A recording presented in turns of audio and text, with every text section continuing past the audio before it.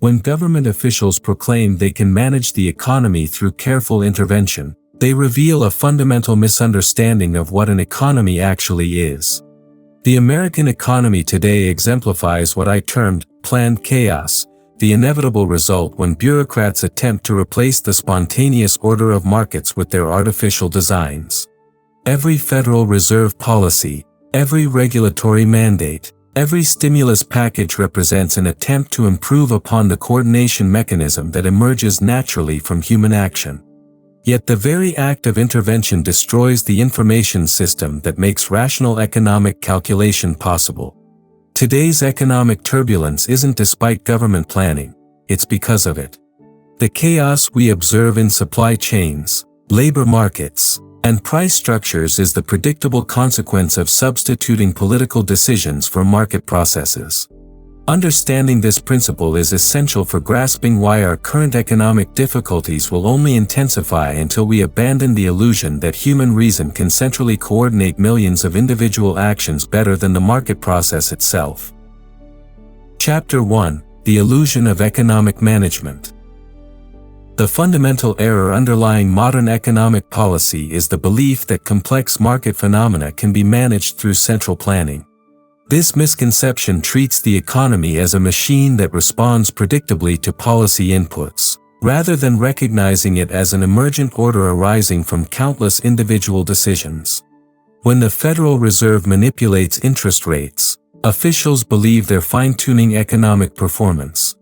In reality, they're disrupting the price system that coordinates production and consumption across time. The market process operates through what I call spontaneous order, the unplanned coordination that emerges when individuals pursue their own goals within a framework of private property and voluntary exchange. This order cannot be improved upon by external intervention because it represents the only mechanism capable of utilizing the dispersed knowledge that exists in society. No central authority possesses the information necessary to coordinate economic activity as efficiently as the market process. Consider how prices emerge in unhampered markets. Each price reflects the subjective valuations of countless individuals, their assessments of scarcity, their expectations about the future, and their personal circumstances. These prices guide entrepreneurs in allocating resources to their most valued uses. When government intervention distorts prices through subsidies, regulations, or monetary manipulation, this guidance system breaks down. The tragedy of modern economic policy is that each intervention creates problems that seem to require additional interventions. Price controls create shortages, so governments impose rationing. Monetary expansion creates asset bubbles, so regulators attempt to control speculation. Minimum wage laws create unemployment, so officials design job training programs. Each solution compounds the original problem because it further removes economic activity from the coordinating influence of market prices. The officials implementing these policies possess neither the knowledge nor the incentive structure necessary for rational economic coordination. They operate within political timeframes that prioritize immediate visible effects over long-term consequences. They respond to organized pressure groups rather than consumer preferences expressed through market choices. Most importantly, they lack access to the profit and loss signals that guide entrepreneurial decision-making in markets. What we observe today as economic instability is not market failure requiring government correction. It is the inevitable result of government intervention disrupting the market's self-regulating mechanisms. The chaos is planned in the sense that it stems directly from deliberate policy decisions to override market processes. Chapter 2: The Knowledge Problem in Central Planning. The impossibility of rational economic calculation under central planning remains as relevant today as when I first articulated this principle. Modern governments may not explicitly embrace socialism, but their interventionist policies face the identical computational problem that makes comprehensive planning impossible. The knowledge required for rational economic coordination is dispersed among millions of individuals and cannot be centralized. Each person possesses unique knowledge about their circumstances, preferences, and opportunities. A farmer knows the specific conditions of his soil, weather patterns in his region, and the maintenance requirements of his equipment. A consumer understands her particular needs, budget constraints, and time preferences. An entrepreneur recognizes profit opportunities that others have overlooked. This knowledge is not merely unknown to central planners, it is unknowable to them because much of it exists only in the context of individual action. Market prices aggregate this dispersed knowledge into signals that guide resource allocation. When the price of steel rises, it communicates that steel has become relatively more scarce or more valued. Producers throughout the economy adjust their plans accordingly, seeking substitutes or modifying their production processes. This adjustment occurs automatically, without any central coordinator understanding the myriad factors that influence the price change. Government intervention destroys this information system. When officials set prices through regulation, subsidize particular industries, or manipulate currency values, they prevent markets from generating accurate price signals. Economic actors must then base their decisions on political considerations rather than economic reality. Resources flow toward politically favored activities rather than those most valued by consumers. The Federal Reserve's interest rate policies exemplify this knowledge problem. Interest rates in a free market reflect the time preferences of savers and borrowers, coordinating production and consumption across time. When the Fed artificially lowers rates, it sends false signals throughout the economy. Entrepreneurs embark on projects that appear profitable only because of subsidized credit. Consumers increase borrowing based on artificially cheap money. The resulting malinvestment becomes apparent only when reality reasserts itself through economic crisis. Modern technology cannot solve this knowledge problem, despite claims about big data and artificial intelligence. The relevant knowledge for economic coordination is not simply information that can be collected and processed. It includes the tacit understanding, creative insights, and subjective valuations that guide human action. This knowledge emerges through the market process itself and cannot be replicated through central data collection. The chaos we observe in today's economy reflects this computational impossibility. Supply chain disruptions, labor shortages, and price volatility are symptoms of an economic system operating without reliable price signals. Government interventions have created an environment where economic actors cannot distinguish between genuine market conditions and artificial policy effects. Chapter 3: The Federal Reserve as Central Planner. The Federal Reserve represents the most comprehensive attempt at economic planning in American history, yet its operations receive remarkably little scrutiny from those who claim to oppose central planning. By controlling the money supply and manipulating interest rates, the Fed attempts to manage the entire temporal structure of the economy. This constitutes planning in its purest form, the substitution of bureaucratic judgment for market coordination. Sound money emerging from market processes provides the foundation for rational economic calculation. When individuals and businesses can rely on a stable monetary unit, they can make long-term plans with confidence. Prices reflect genuine scarcity and value relationships rather than monetary distortions. Saving and investment decisions align with actual time preferences rather than artificial incentives created by monetary manipulation. The Fed's policies destroy this monetary stability. Through quantitative easing, the central bank creates money that enters the economy through specific channels, typically government securities markets and large financial institutions. This new money does not distribute evenly throughout the economy. Instead, it creates what economists call the Cantillon effect, benefiting those who receive the new money first while imposing costs on those who receive it last or not at all. Consider how Fed policy affected housing markets over the past decades. Artificially low interest rates made borrowing cheaper, encouraging both home buying and construction. House prices rose not because housing had become more valuable relative to other goods, but because monetary policy had distorted the signals that coordinate saving, borrowing, and investment. When this artificial boom inevitably collapsed, millions of Americans lost their homes and savings. The stock market represents another clear example of Fed-induced distortion. When the central bank promises to keep interest rates near zero, it forces investors seeking returns into riskier assets. Stock valuations then reflect monetary policy rather than genuine business prospects. Corporate executives respond by focusing on financial engineering rather than productive innovation. The entire capital structure of the economy becomes dependent on continued monetary intervention. Modern inflation demonstrates the Fed's planning failures. When central bankers create money faster than goods and services increase, they generate price inflation. Officials then blame inflation on external factors, supply chain problems, corporate greed, or foreign events. In reality, these phenomena represent the market's attempt to adjust to monetary distortion. Prices rise because the Fed has made money less scarce relative to goods. The Fed's employment mandate reflects the persistent fallacy that monetary policy can create real prosperity. Employment is a means to production, not an end in itself.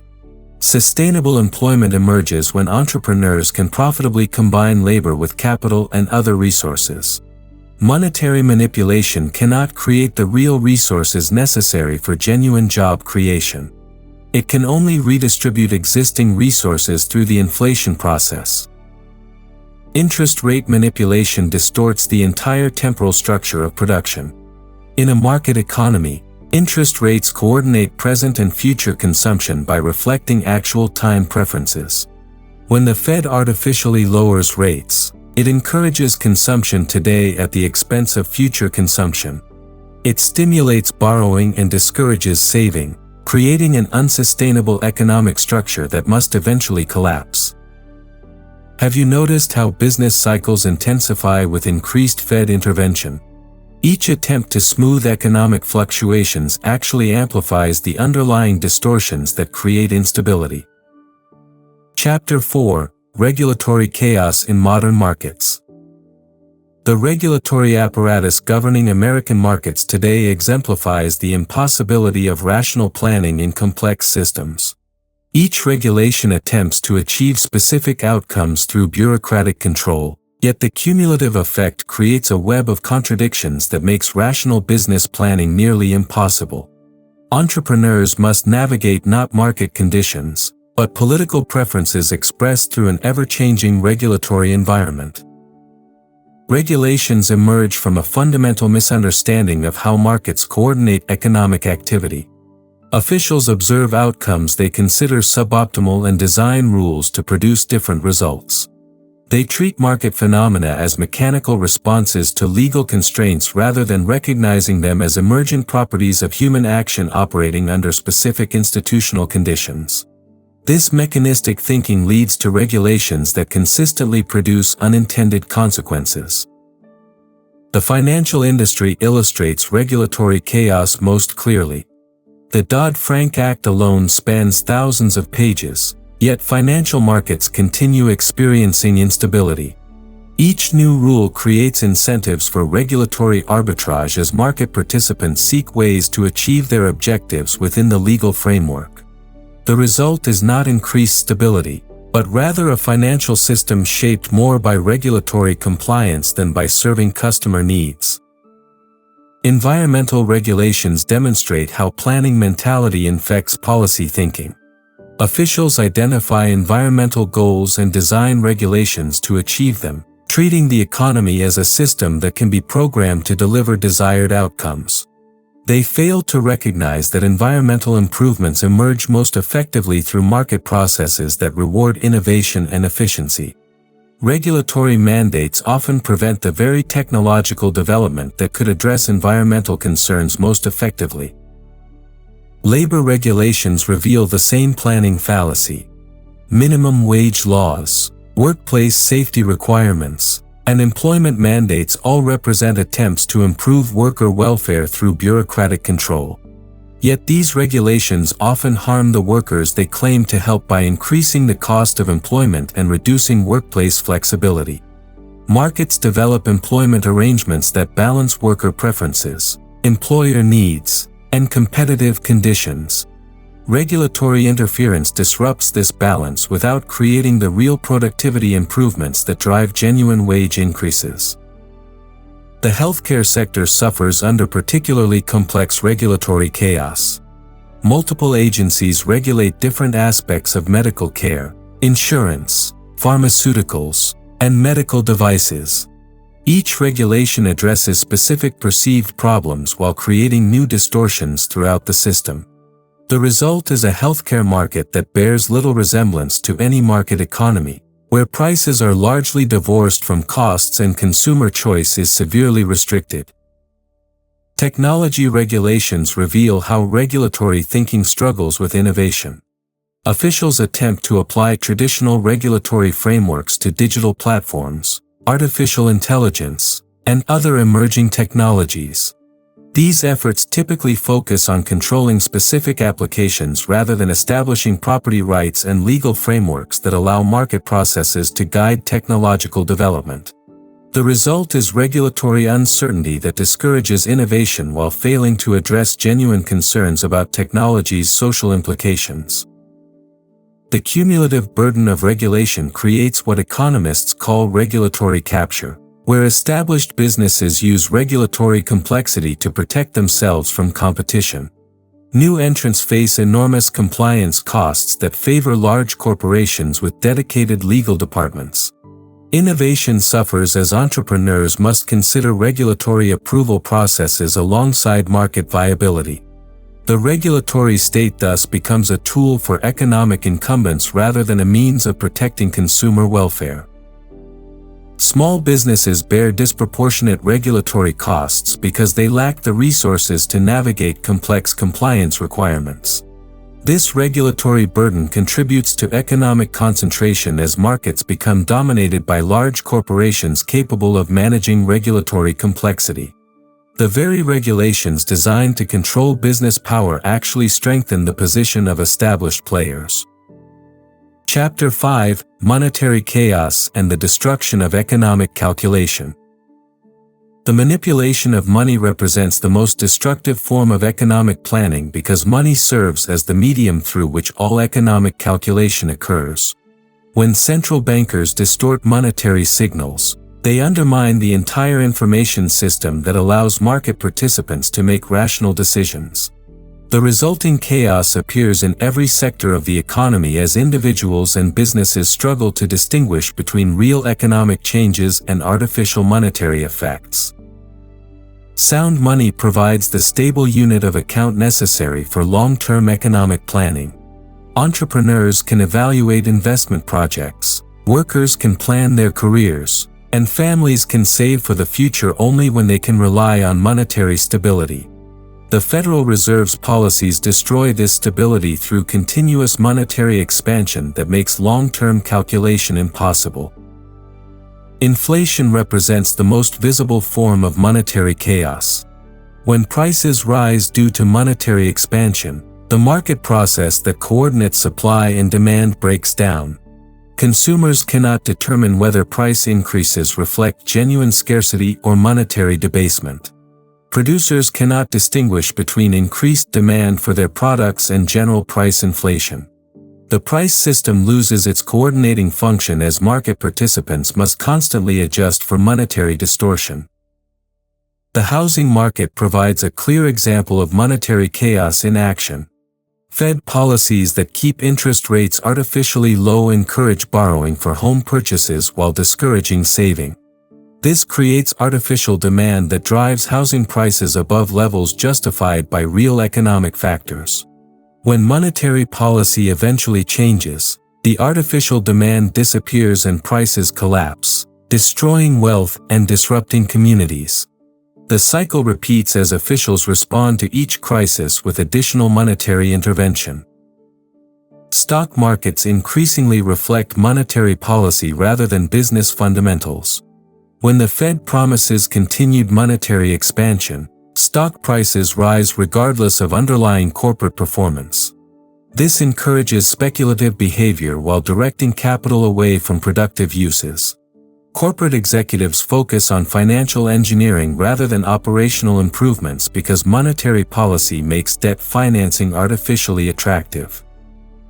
The labor market suffers under monetary distortion as wages and employment decisions must account for inflation expectations. Workers demand higher nominal wages to maintain their purchasing power, while employers struggle to determine which wage increases reflect productivity improvements versus inflationary pressures. The result is persistent labor market tension as monetary policy prevents the natural adjustment processes that balance labor supply and demand. International trade becomes increasingly chaotic as central banks coordinate their monetary policies. Currency exchange rates no longer reflect genuine economic relationships between countries but rather the relative monetary policies of different central banks.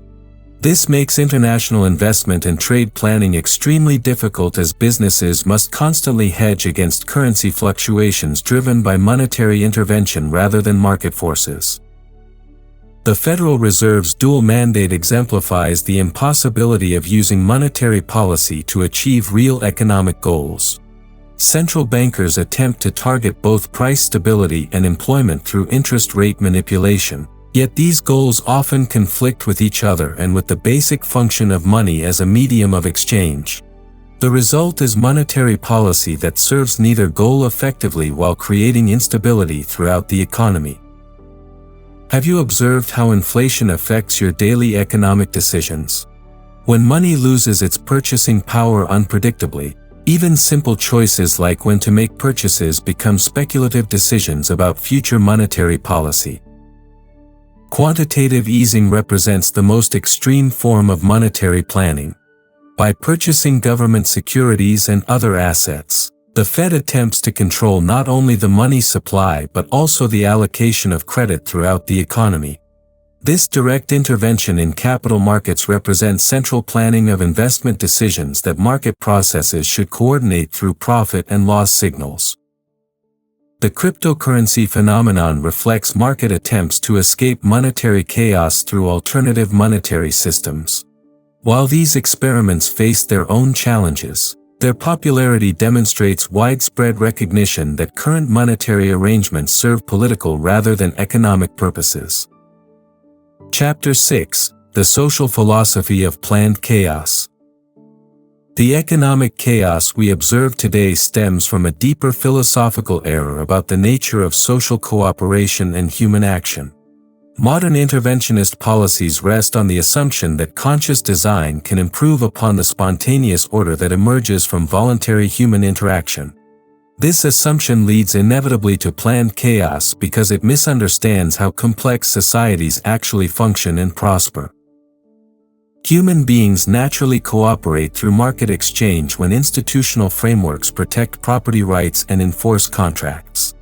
This cooperation does not require central direction because it emerges from individuals pursuing their own goals within a system of voluntary exchange.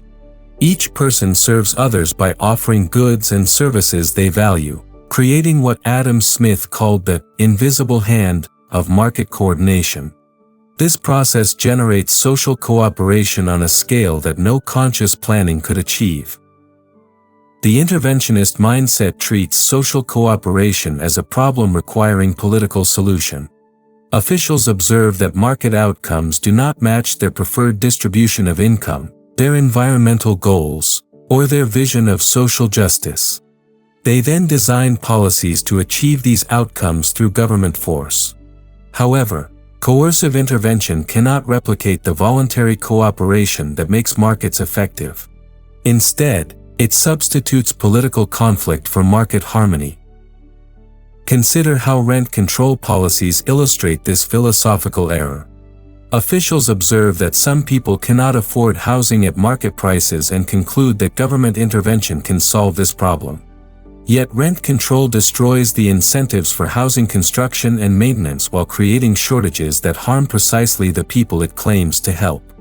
The policy treats housing as a political entitlement rather than recognizing that housing emerges from the cooperation of builders, landlords, tenants, and suppliers operating through market processes. The welfare state represents the most comprehensive attempt to replace voluntary cooperation with political redistribution. Rather than allowing individuals to support each other through family relationships, charitable organizations, and mutual aid societies, modern governments attempt to centralize social support through bureaucratic programs. This substitution destroys the personal relationships and community bonds that make private charity effective while creating dependency relationships between citizens and the state. Environmental policy reveals the same philosophical confusion. Markets naturally encourage resource conservation and efficiency because waste reduces profits. Entrepreneurs who develop cleaner technologies or more efficient production methods gain competitive advantages. Yet environmental regulations typically prevent market solutions while imposing bureaucratic mandates that ignore local conditions and technological possibilities. The result is environmental policy that achieves political goals rather than genuine environmental improvement. Labor relations suffer under the same interventionist mindset. Rather than allowing workers and employers to develop mutually beneficial arrangements, government policies dictate employment terms through minimum wage laws, workplace regulations, and union privileges. These interventions prevent the voluntary agreements that would emerge from market processes while creating adversarial relationships between labor and management. Educational policy demonstrates how planned chaos affects human development. Government schools attempt to provide standardized education through bureaucratic control rather than allowing educational entrepreneurs to develop diverse approaches that serve different student needs. The result is educational stagnation despite massive resource allocation, because political control cannot replicate the innovation and responsiveness that market competition generates. The philosophical foundation of interventionism assumes that human behavior can be programmed through the right combination of incentives and regulations. This mechanistic view of human action ignores the creative and unpredictable nature of human choice. People respond to government policies in ways that officials cannot anticipate because human action involves purposeful behavior rather than mechanical reactions to stimuli. The planned chaos we observe today will continue until we abandon the illusion that political control can improve upon voluntary cooperation. Social problems require social solutions that emerge from human creativity and mutual aid, not bureaucratic mandates that treat symptoms while ignoring underlying causes. Chapter 7: The Path Forward: Restoring Market Order.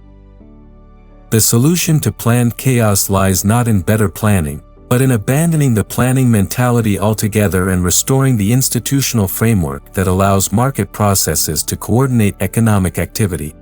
This requires both intellectual understanding of how markets function and political commitment to removing the interventions that prevent market coordination.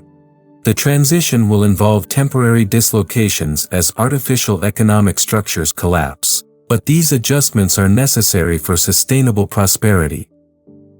Monetary reform represents the most urgent priority for restoring economic order. The Federal Reserve's manipulations create distortions throughout the economy that make rational calculation impossible.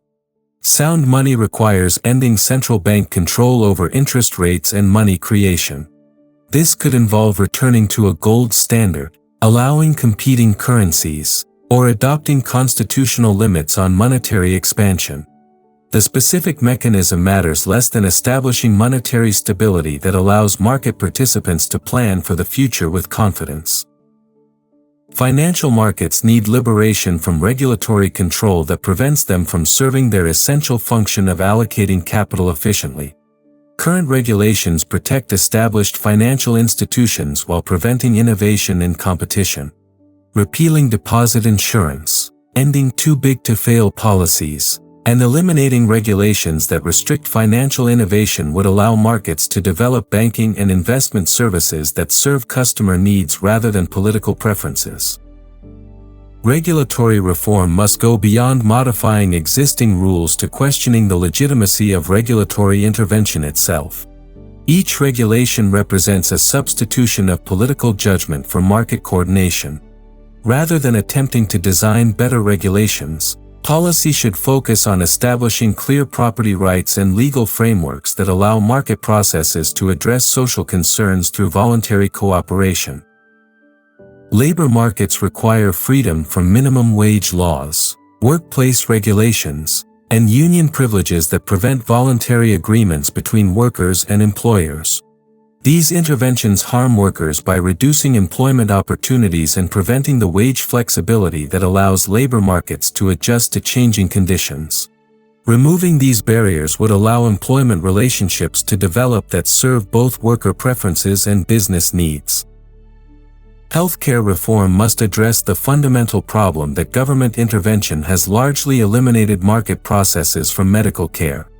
Price controls, insurance mandates, and regulatory barriers prevent healthcare from functioning as a market while creating the problems that officials then cite as justification for additional intervention.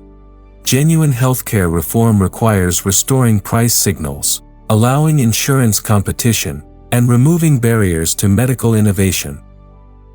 Educational reform should focus on allowing educational entrepreneurs to develop diverse approaches to human development rather than attempting to improve government schools through additional funding or regulations. School choice programs, educational savings accounts, and reduced educational regulations would allow market processes to generate the innovation and responsiveness that bureaucratic control cannot provide. International trade policy should eliminate tariffs, quotas, and other barriers that prevent voluntary exchange between Americans and foreign producers. Trade restrictions represent central planning of international economic relationships that reduces prosperity while protecting politically favored domestic industries. Free trade allows market processes to coordinate global production according to comparative advantage. The transition away from planned chaos will involve economic adjustments as resources move from politically supported activities to those valued by consumers. These adjustments are often painful for particular groups, which explains the political resistance to market reforms. However, preventing these adjustments through continued intervention only postpones and amplifies the necessary corrections while imposing costs on society as a whole. Constitutional limitations on government power provide the ultimate protection against future interventionist policies.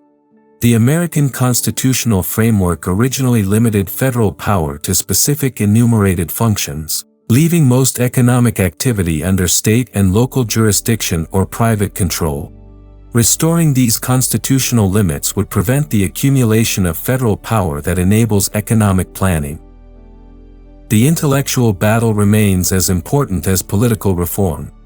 The interventionist mindset assumes that conscious design can improve upon spontaneous order, leading inevitably to planned chaos. Educational efforts that demonstrate how markets actually function and why intervention fails are essential for creating the intellectual foundation necessary for genuine reform. Success requires recognizing that economic problems have economic solutions that emerge through market processes, not political solutions imposed through government force. Conclusion. Today's economic turbulence confirms the central insight of Austrian economics. Attempts to plan what cannot be planned inevitably produce chaos rather than order. The Federal Reserve's monetary manipulations, the regulatory apparatus strangling enterprise, and the interventionist policies that substitute political judgment for market coordination have created exactly the conditions I warned against throughout my career. This is not accidental chaos, it is the planned chaos that results from abandoning market processes in favor of bureaucratic control. The path forward requires intellectual courage to abandon comfortable illusions about government's capacity to manage complex economic phenomena. Markets coordinate human action through spontaneous order that emerges from voluntary exchange, not through conscious design imposed by political authorities. This principle remains as valid today as when I first articulated it. regardless of how unpopular it may be with those who benefit from current interventionist arrangements. Americans possess the constitutional framework and cultural heritage necessary to restore market order, but only if they recognize that economic freedom and political freedom are inseparable. The choice facing us is clear: continue down the path of planned chaos toward complete state control, or restore the market economy that made American prosperity possible. There is no middle ground. Moderate intervention inevitably evolves into comprehensive planning because each intervention creates problems that seem to require additional interventions. The time for half measures has passed.